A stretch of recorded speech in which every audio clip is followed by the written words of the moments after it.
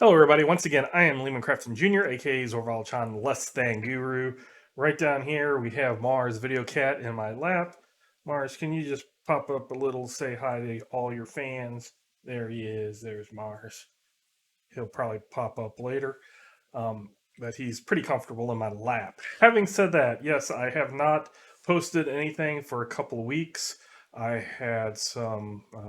I'll just be quite honest with you. My grandmother passed away a couple of weeks ago, and we had her funeral and stuff. So there's been a lot of things that I have been busy on that aspect. Recently, though, within the last couple of days, the Torg Pan Pacifica Kickstarter is wrapping up. It will, I think tomorrow is the last day. We're down to the last hours of the Kickstarter, so that is really cool. It is doing quite well. A lot of people were worried that it wouldn't do as well as some of the other Kickstarters, and the Kickstarters are kind of up and down, but Pan Pacifica is pretty solid within that, especially since it's been over over a year and maybe yeah, definitely over a year, perhaps even a year and a half since the last Torg Eternity Kickstarter with Orosh. So that long time between Kickstarters or crowdfunders, because the last one was on Game on Tabletop, um, didn't seem to hurt the drive. Um, Currently, there's 5 hours left as of the recording, so by the time I get this on the YouTube, it may be close to over or over, but the Kickstarter for the Grand Bazaar for Earthdawn 4 for fourth edition is wrapping up as well. So I have backed both of those, even being a creator who gets some stuff through Torg Eternity by writing for the Wave. I still pledge because I like having two copies of a lot of things, one to keep myself and the other either as a backup or to hand out, stuff like that. Also, this Earthdawn Kickstarter is the very first or second Kickstarter that I've ever done, or I guess you'd say brand. I've done all the Torg Eternity crowdfundings, but I usually stay away from crowdfundings myself. I like going to Kickstarter and looking at new things, but there's so many burns out there that I always just will pay a little more or whatnot to wait. I'll wait and make sure that it's out. But uh, FASA, who's doing the Earthdawn. I really have been enjoying Earthdawn a lot, so I decided to pledge for the Grand Bazaar and pick up a couple of other physical books because even though I love the simplicity and easiness of the PDFs, I like having a physical book to read. I like PDFs when I need to search something really fast, Control F, type it in, find the rule or whatever you're looking for, but I like having that physical book in front of me. I just read books easier than PDFs. So that's the Kickstarter stuff going on, and the personal. Uh, uh, I don't want to say problem. The personal family bad news that happened that has kept me away from YouTube. Hopefully, I will be posting. We did play before all of this stuff happened, maybe 4 weeks ago, we did play Palladium. I just haven't posted that yet. And then the next Palladium time, because we do every other week, every other Sunday, I canceled that. So hopefully the Sunday we'll get one also done and get that out. So I'm going to use this as a catch up. It's been a while since I did any of my updates. I were I was doing bi-weekly updates, and then I just kind of changed that over to updates because sometimes every 2 weeks there wasn't a lot, especially when people were busy with things. So, having said that, the games that I am in, and I'm glad I actually did postpone it because one of the games suddenly changed, and that's a topic that I would like to get into: a dropping plots if you need to, and different reasons why you might drop plots, why plots might be dropped for you, or things like that, and how to if do you need to worry about it? Do you not? How to do stuff like that? So, having said that, let's go through the campaigns that I'm doing, because those are the games I'm invested in. Those are ones that I would be able to most uh, easily explain and get thoughts and ideas. And a lot of time, going through a lot of different games will get me into thinking about certain uh, topics and how they're either similar or different between games. So, since I was talking about Earthdawn, I'll continue with Earthdawn. I just really love fourth edition Earthdawn. It's a really nice. Earthdawn has always been a nice melding of a level based system because it's circles, and there's an in world reason for circles. So you don't have to come up with weird things like I'm a fourth phase magician under the blah blah blah. You just say I'm a second circle adept, the second circle troubadour, I'm a third circle weaponsmith, because there's actually like ceremonies and stuff to get you to that level. You basically take tests, very similar to how old time guilds would have journeymen, going apprentice and journeymans. You'd have to make masterpieces to become a master, and you'd be graded and things like that. Similar to, say, master's thesis or a doctorate dissertation that has to go through a panel. So there's things like that, both for the discipline that you are in, and sometimes there are the mystic paths that you can change, that some, or sorry, not change, that you can get into, that have requirements like that. And my character, the Windling weaponsmith, Tyrell Featherforge, is trying to get into one of those mystic paths and has got kind of the nod and direction where to go. And once our party moves along that way, then we can, or I can possibly be a windmaster. So that's really cool.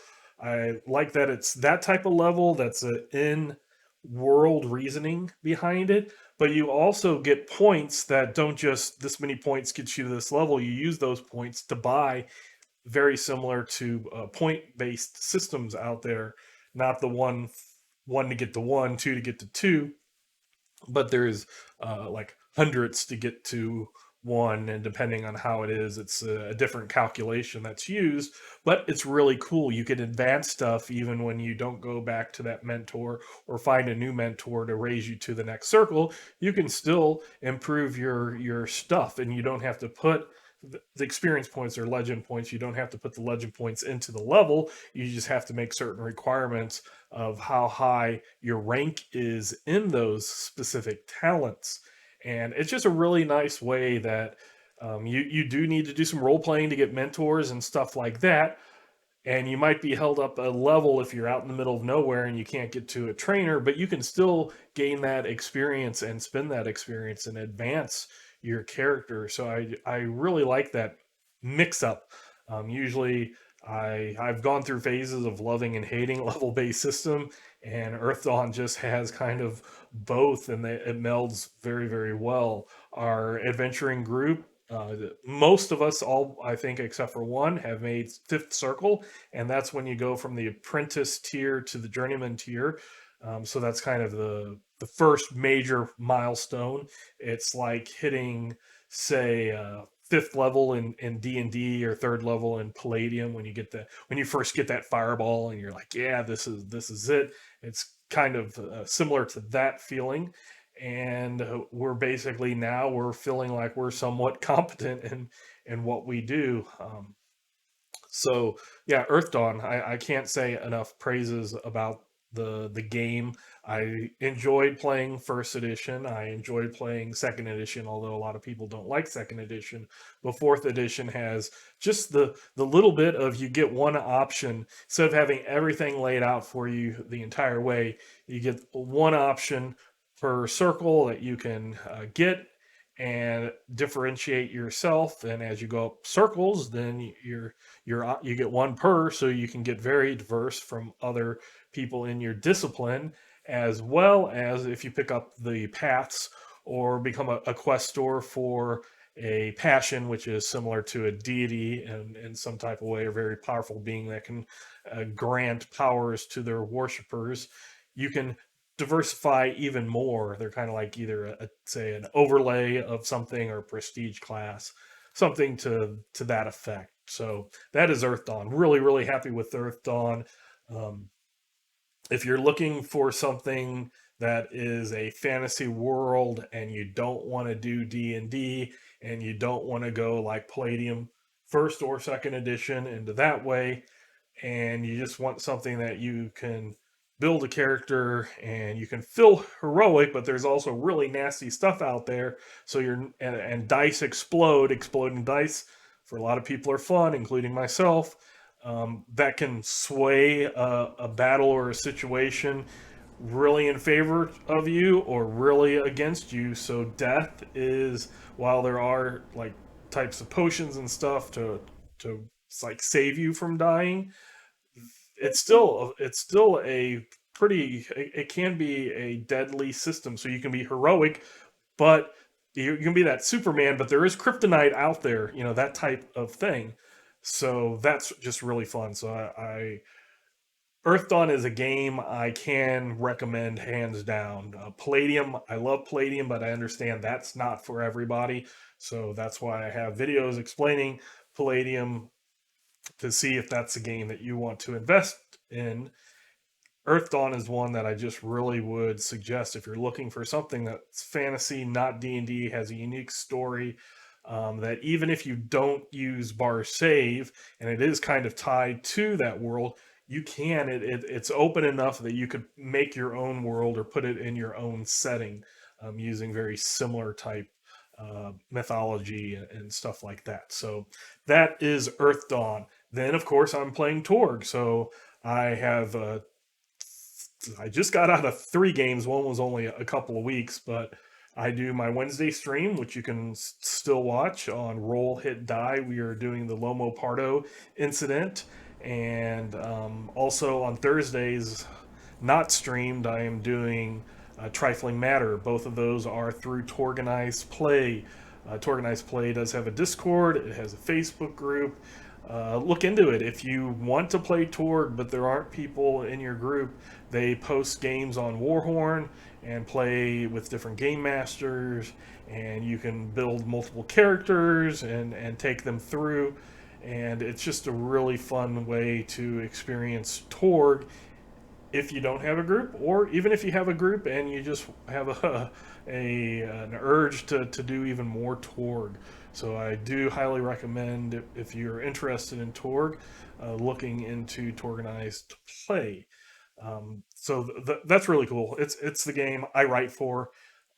The Kickstarter, I did some question and answers on 2 hours of that on a Discord on Sunday, and then yesterday I was interviewed for Game Board Binge and or board game binge. Sorry, um, a channel here on YouTube, and that was really fun. That was a last moment thing. The tour guider who was supposed to do it had a last minute emergency, and I stepped in, had a blast. You can watch that here on YouTube as well. It goes interview that, like I said, it was a last minute volunteer thing for me to step in for somebody else who couldn't be there, and I wasn't quite expecting it to be a lot about me as my background, both gaming and real life writing, and my real job or my day job, whatever you want to call that.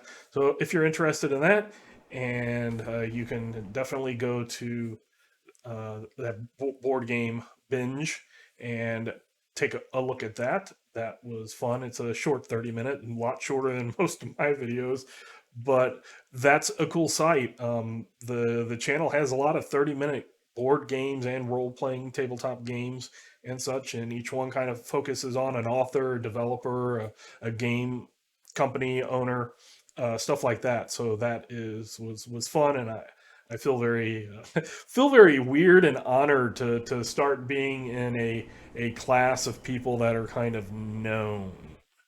not known like D&D authors, because definitely not on that level, but in in that little niche of Torg and similar type games. So that is kind of interesting, going from a absolute complete nobody to somebody that sometimes somebody else might recognize. I'm less than guru. I will always be somebody who's never going to try to say that I'm an expert on anything, but I try to do what I can do. So that is Torg. Torg. Both of those games are going well.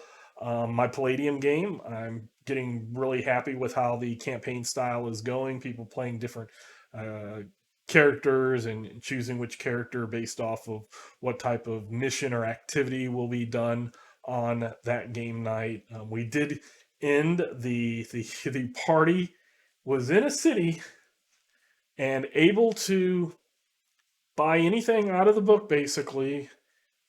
Thought all that was done. They went to another town, city, underground, looked really pretty, and instead of kind of doing the mission, they did another shopping spree, which was completely unexpected.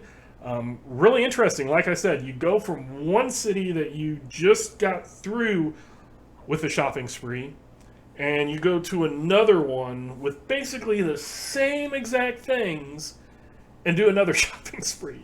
So I don't know. Maybe my players are shoppers at heart, and they saw an opportunity to shop twice. But sometimes, just let the players do what makes them happy, and everybody seemed to be happy doing that shopping spree. So that was quite nice.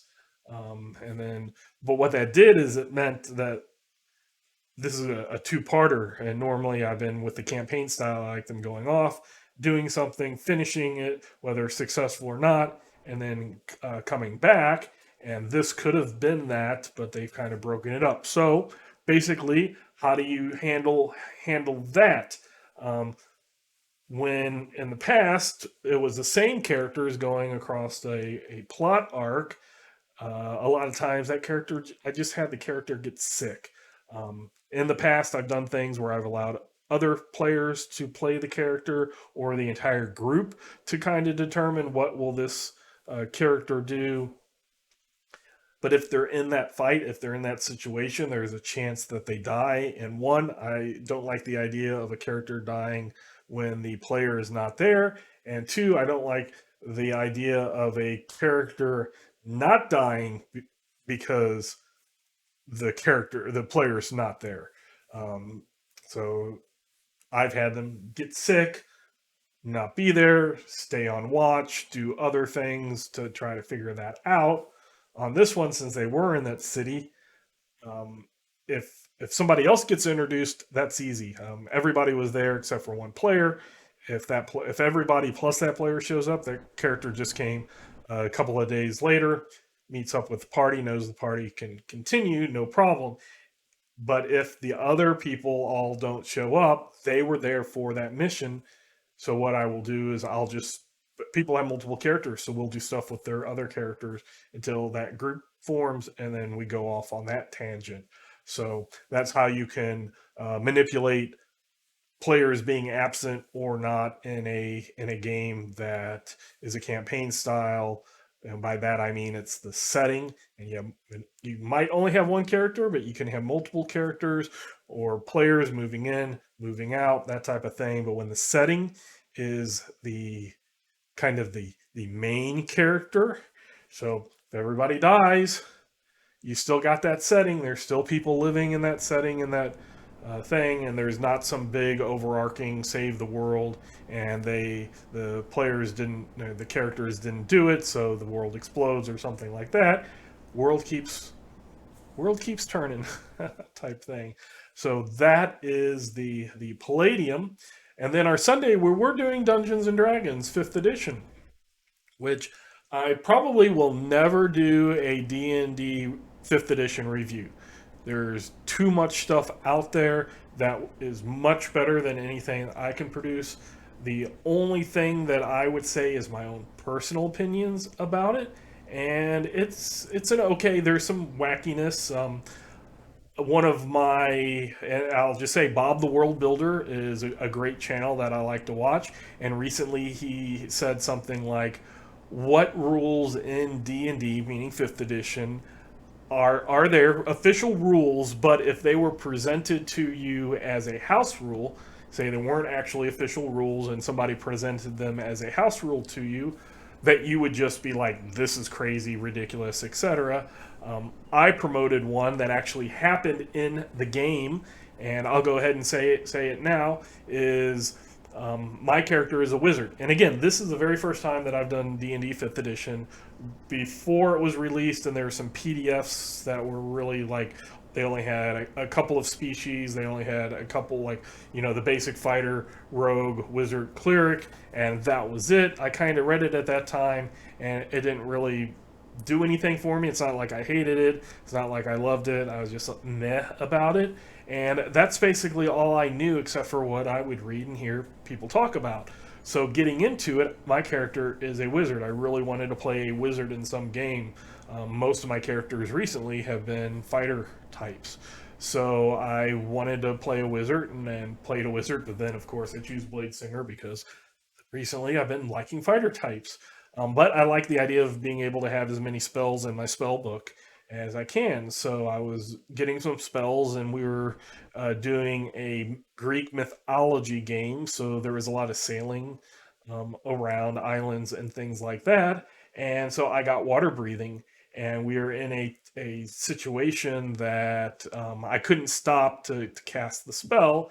And another player who is really familiar with D&D and DMs it and everything basically said, "Hey, it's kind of cheesy, but wake up in the morning, and if you spend 10 extra minutes, and it's a one action spell, so it's basically you spend 10 minutes and you can cast that spell. It lasts 24 hours, and it doesn't take a spell slot." And I was like, "But I don't have," and he was like, "It's the ritual." And I'm like, "Well, no, I don't have the ritual. I have the spell." And he's like, "No, it's a spell that you can cast as a ritual." And then when I looked at the actual rule, I was just flabbergasted on the amount of cheese you can do with a bunch of spells, just casting, just waking up and spending 30 minutes and getting three spells that last 24 hours, because that's what the normal duration is, and they don't expend spell slots, so they're like free spells. That just seems a little weird. So I submitted that as one of those weird things on Bob the World Builder, and he put it in a his skit, and I thought that was really cool to have one of my thoughts put in a skit in another YouTube channel. I just recently I've seen a lot of collaborations between channels, or little guest appearances, or like I said, just yesterday I was interviewed for the board game board binge.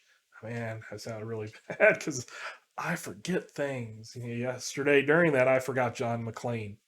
I was like, the guy in Die Hard, Bruce Willis. So sometimes I can't think. So, but having said that, that D&D game, the game master was, I guess he's been jonesing for a more collaborative, not murder hobos, and that group tends to be a little more murder hobo-y than some of the other groups that I'm in, and was wanting that to be more collaborative and talking and stuff type of game, and it basically became a lot of combat. And D&D, any edition, while yes, you can roleplay, absolutely. Even fourth edition has really good role playing rules. They're just so good. They're so short. They allow a lot of freedom without rules to role play. They just tell you how you do things in that situation. And people took that absence of a 100-page rule book on role playing as it's just tactical combat, when in fact it's just a really cool, simple way to do things that is simple, easy, and can be used in multiple situations.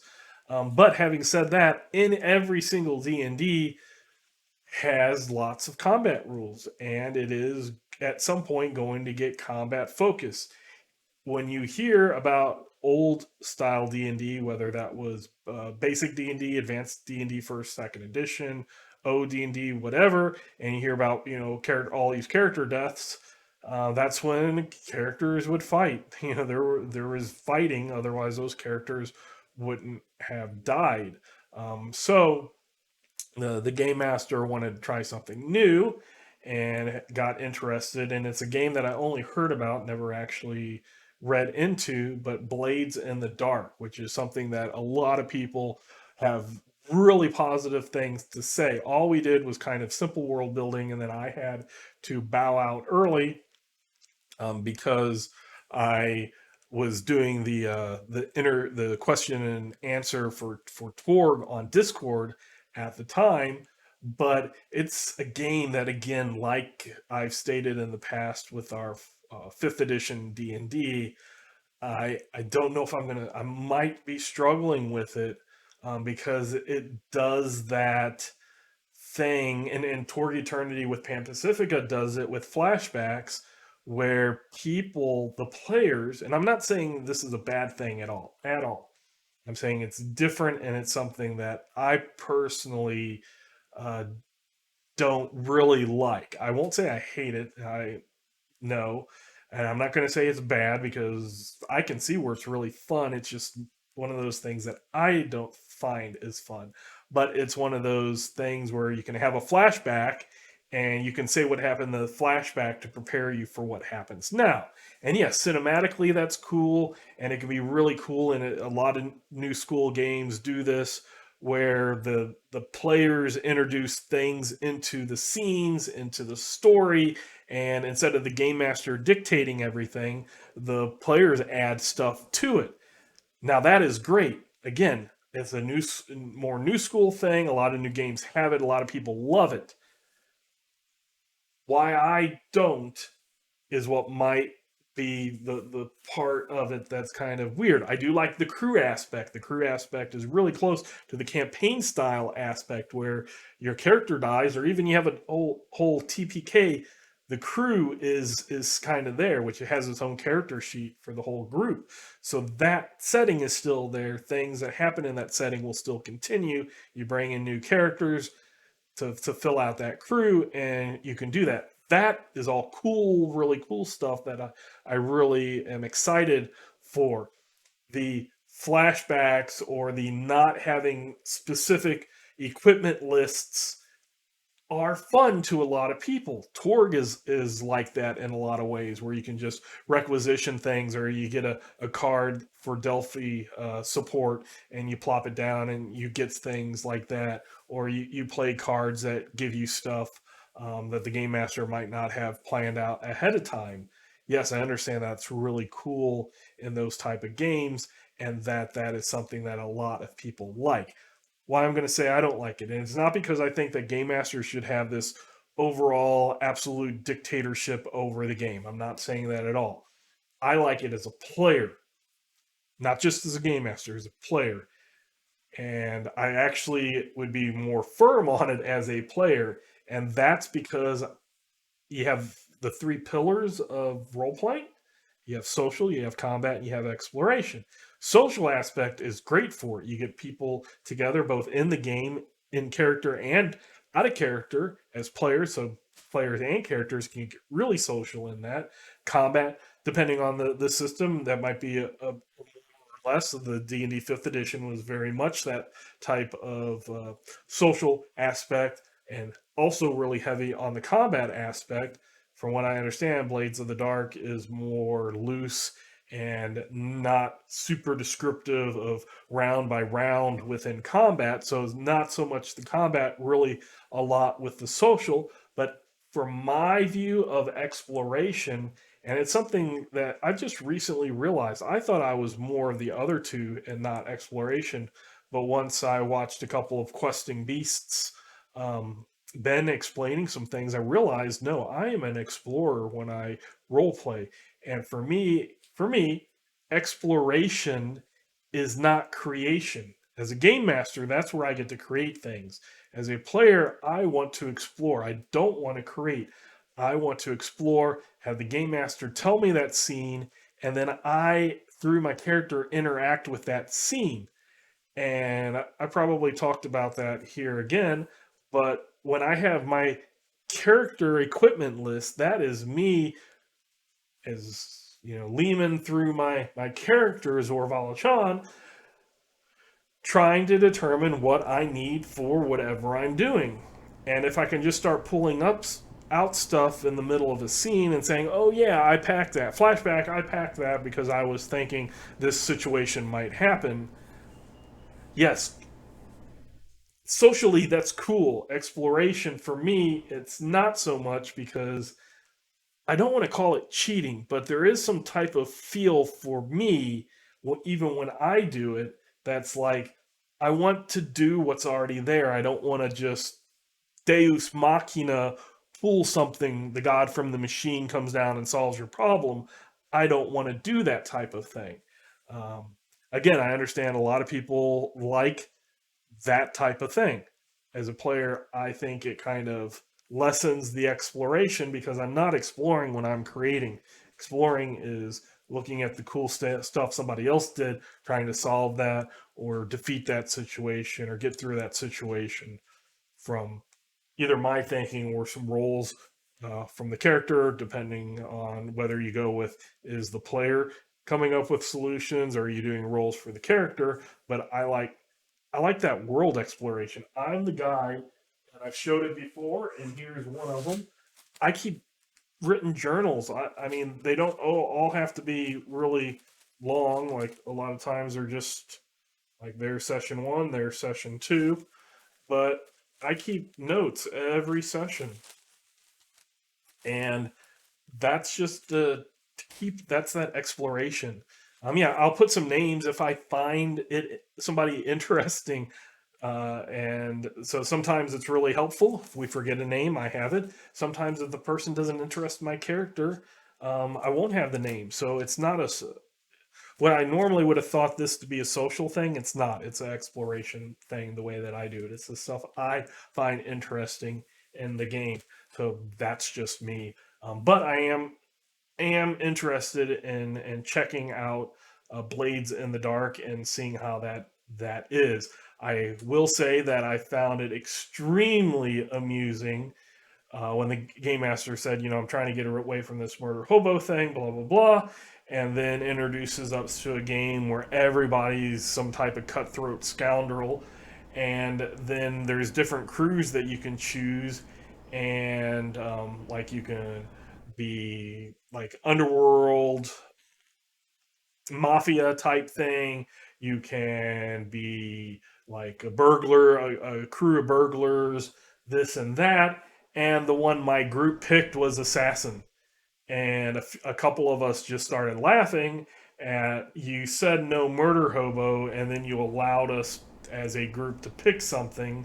Um, I can't remember the two that I thought about, but they weren't the assassin because again, the game master said don't be murder hobos, and I was trying to think about something else besides that because I've been kind of getting a little anti-murder hobo-y, and but the group picked assassins, and it was kind of like really.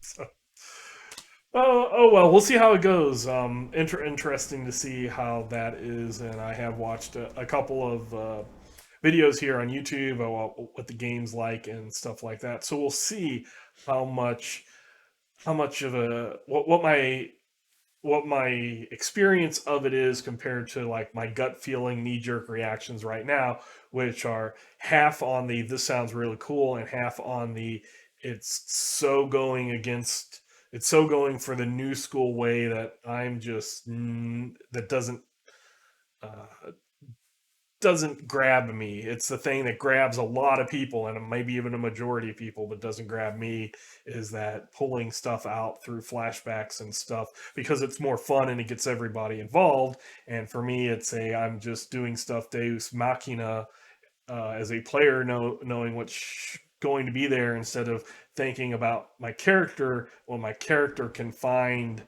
and get out or into a situation on what is available and what is given to me. So all that stuff. I've been recording for about 35 minutes now. So again, I just wanted to catch everybody else up, or all you up. And I do want to thank all my subscribers. I'm around 63. Um, I got a message from YouTube recently saying that it might not sound like a lot, but it's way more than what I ever thought. I've had 5,000 views through all my 170 whatever videos, but one, you got to start somewhere. Two, this is not a, even though I talk about D&D, it is not, definitely not a D&D channel.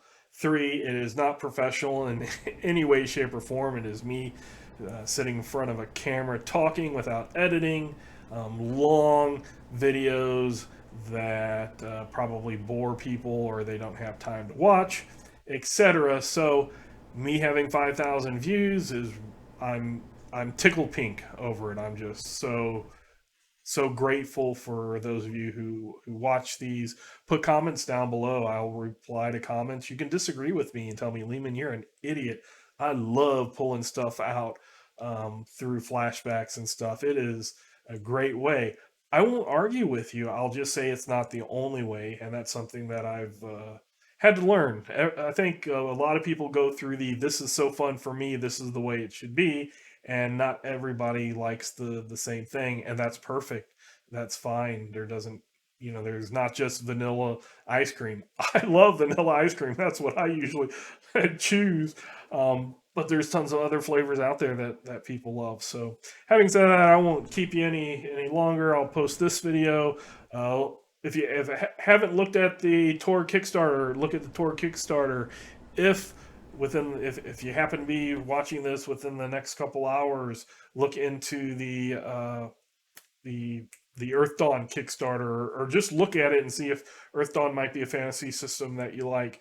Two games I absolutely recommend outside of D&D to play. They are both from the late old school, as transitioning into the new school mentality, both Torg and Earthdawn, that have very recent new additions. Both of them were around 2014, 2017.